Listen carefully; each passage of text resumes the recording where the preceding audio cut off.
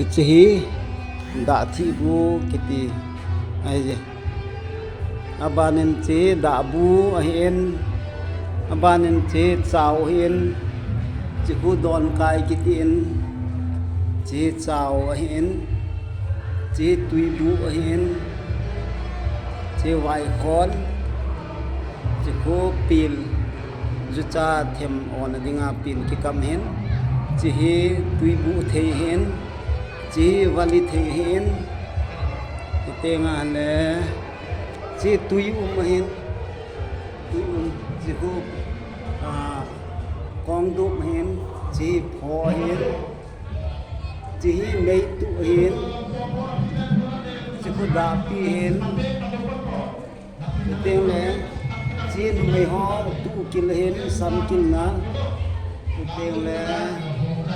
chi go sem hen go sem hen abanen chi thằng năng pol aki koi na le la hen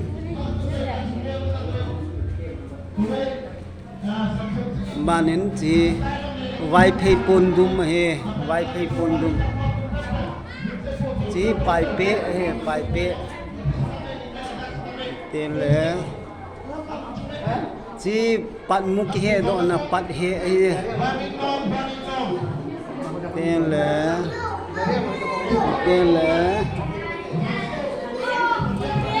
chi bel sin reng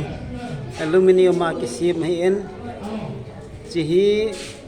sakhi bel kiti sakhi bel chi phoi pi he phoi pi chi hen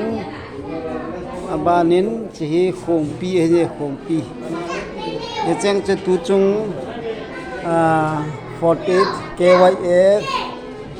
Taralang Sua Museum ma gului thil ki koi ho cheng chai je